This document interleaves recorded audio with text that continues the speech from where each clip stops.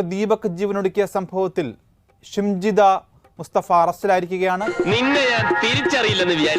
Kozhikode medical college പോലീസാണ് ഇപ്പോൾ ഷിംജിതയെ arrest ചെയ്തിരിക്കുന്നത്. എന്റെ അടുത്ത് അതിന്റെ അഭ്യാസം അല്ലേ? നമസ്കാരം. ഷിംജിത അറസ്റ്റിലായി, പക്ഷേ നിങ്ങൾ സന്തോഷിക്കാനൊക്കെ വരട്ടെ, ഇതിനകത്ത് വേറെ പ്രധാനപ്പെട്ട ചില കളികൾ നടക്കുന്നുണ്ട്. അതെന്താ? രഹസ്യമാണ്. നമ്മൾ 4 പേരല്ലാതെ മൂന്നാമതൊരാൾ ഇതറിയരുത്. കോഴിക്കോട് മെഡിക്കൽ കോളേജ് പോലീസിന്റെ ഭാഗത്ത് നിന്നും നടക്കുന്നത് അതീവ നാടകീയമായ കളികൾ എന്നുള്ള ആരോപണം വളരെ ശക്തമായി നിൽക്കുകയാണ്. ഇവൻ നമ്മളെ കുഴപ്പിക്കാനുള്ള പരിപാടി, ഇവനിതിൽ എന്തോ കൈയുണ്ട്. ഷിംജിതയെ അറസ്റ്റ് ചെയ്തത് രാവിലെ 10:30 മണിക്കാണ്. മാധ്യമങ്ങൾക്ക് ഇതുമായി ബന്ധപ്പെട്ട് ഒരു തരത്തിലുമുള്ള റിപ്പോർട്ടുകൾ കിട്ടിയിട്ടില്ല. അതാ നിന്റെ വിഷമം? അല്ല പിന്നെ. പോലീസ് സ്റ്റേഷനിൽ വിളിക്കുമ്പോൾ ഫോൺ എടുക്കുന്നില്ല. ഒരു തരത്തിലും പോലീസ് ഉദ്യോഗസ്ഥർ ഇതുമായി ബന്ധപ്പെട്ട് സംസാരിക്കുന്നില്ല. ചേട്ടാ, ഇവനോടൊക്കെ കാര്യം ബോധിപ്പിക്കേണ്ട അവസ്ഥയാണ് എനിക്കിപ്പോ. സ്വകാര്യ വാഹനത്തിൽ ഷിംജിതയെ കൊണ്ടുപോവുകയാണ്. ആരാണ് ഈ ഷിംജിത? ഇപ്പൊ പറയാൻ കഴിയില്ല. സ്വകാര്യ വാഹനത്തിൽ ഷിംജിതയെ കൊണ്ടുപോകാൻ മാത്രം എന്ത് VIP പരിഗണനയാണ് ഈ ഷിംജിതയ്ക്കുള്ളത്? പോലീസ് ഇവിടെ ഒരു കളി നടത്തുന്നുണ്ടോ എന്നുള്ള വ്യാപകമായ വിമർശനങ്ങൾ നാട്ടുകാരുടെ ഭാഗത്ത് നിന്നും ഉയരുന്നുണ്ട്.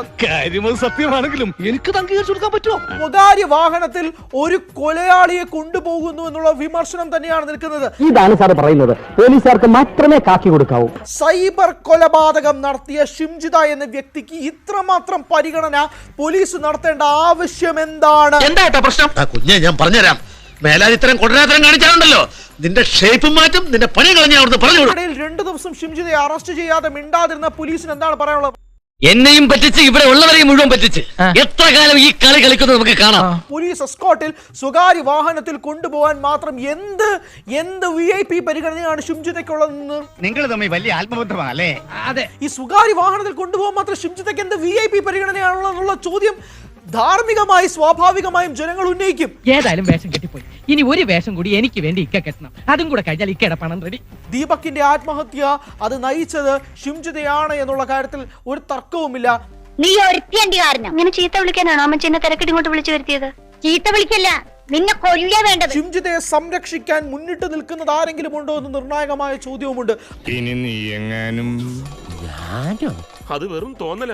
ആ തട്ടുന്നത് പോലും ചിരിച്ചുകൊണ്ട് സ്വീകരിച്ച് തന്നെ വീഡിയോയിൽ കിട്ടി എന്ന അഭിമാനം കൊള്ളുന്ന ഷിംജിതയെ നമുക്ക് വീഡിയോയിൽ കാണാം. മോൻ ചെയ്തതിനുള്ളതൊക്കെ മോന് ദൈവം തിരിച്ചു തരും. ഈ കേസുമായി ബന്ധപ്പെട്ട് ഇത്രയധികം ചർച്ചകൾ നടന്നുമ്പോൾ പോലും എന്തുകൊണ്ട് ഷിംജിത തന്റെ അക്കൗണ്ടുകൾ ഓഫ് ചെയ്ത് മുങ്ങി? സ്വയം ഡെഡ് ബോഡി ആവാൻ ആർക്കായാലും പേടിയുണ്ടാവും. ആ വീടിന്റെ ഒരേ ഒരു വെളിച്ചം താനെയങ്ങ് കിട്ടുപോയതല്ല.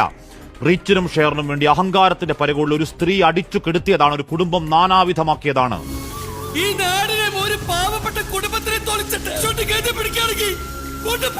ഈ വ്യാജങ്ങളെ, സോഷ്യൽ മീഡിയ കോണ്ടന്റ് അപരാധങ്ങളെ സ്ത്രീ സമൂഹം ചെറുക്കുന്നില്ലെങ്കിൽ ഇനിയും അച്ഛനും മക്കളും ഭർത്താവും അടക്കം മച്ചകത്ത് തൂങ്ങിയാടും വേട്ടക്കിരകൾ, ആൺ ശവങ്ങൾ.